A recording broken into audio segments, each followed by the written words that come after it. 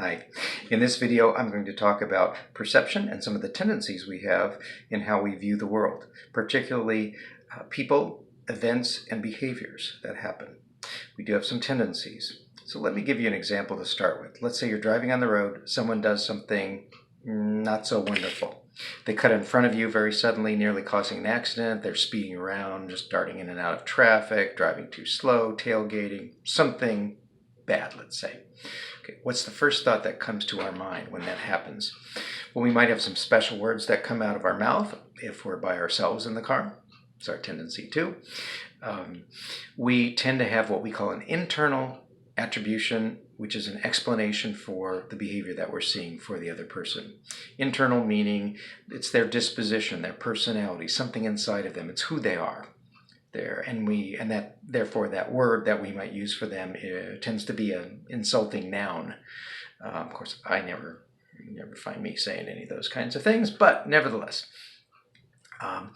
So we overestimate internal factors, personality, and we miss some of the external factors, external explanations, which we would use if it was ourselves. So if it was ourselves driving, we made a goof, somebody honks at us, or we know we messed up, we might wave to them, apologize non-verbally. We think to ourselves, I'm too stressed, I'm late for work, I just had an argument with somebody. It's something outside of us, so it's external. So we tend to overestimate internal factors for other people, and that's our bias. We can be wrong about that and uneven and unfair. And this is called the fundamental attribution error. The fundamental attribution error is our tendency when we look at other people's behavior to overestimate the internal factors. Now, here's another thing we do, another tendency we have called the self-serving bias. The self-serving bias. We make ourselves look good, feel good to ourselves. It's good for our self-esteem. Now, these biases and mistakes that we can make, or these tendencies to be lopsided and unfair, are just human nature. So we all do them.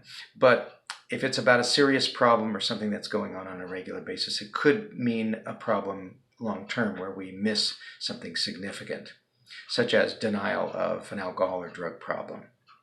It makes us feel better in the short run, but in the long run, we're causing ourselves some significant problems or not changing something. Self-serving bias. That's when we tend to overestimate internal factors when we're doing well, and we tend to focus on external factors when we're not doing well. Makes us feel better. So you got a low grade on the test, something negative happens, so you blame it on something else, external attribution. You got a good grade on the test, you take credit for it. You say that you're smart, you're taking responsibility, you studied hard. That's an internal explanation. So we tend to explain good things by internal, bad things by external, particularly when it comes to us because it makes us feel better at the moment. Here's another one.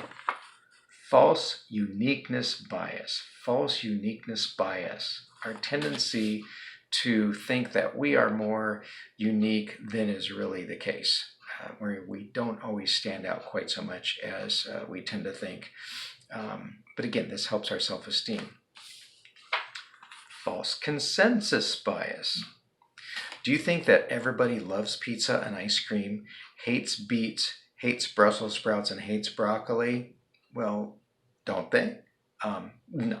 So our tendency to think that everybody else thinks and perceives the world the way we do, it's a little bit egocentric, and it's our tendency. So that's the false consensus bias, this belief in the back of our mind that others are viewing things in the same way. Last one. Whip it out. Confirmation bias. Confirmation bias. This is the tendency to look for information that is consistent with our previously held beliefs and ways of looking at the world, and to discount information that isn't consistent with that. So if you like somebody or like something, and there's some information that isn't quite consistent with that, we tend to ignore that. We make an exception to the rule, and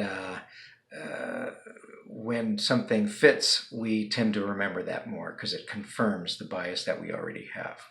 So let's say again, I like people from Gresham and I don't like people from Beaverton. I'm making this up, by the way. Okay, so I meet somebody from Gresham. Everything they do is fine, and then let's say they mess up, they do something that's not polite one day, and I just kind of, oh, they were just having a bad day, or I tend not to remember it later on because I'm looking for consistency in my beliefs and something that confirms the beliefs I already have.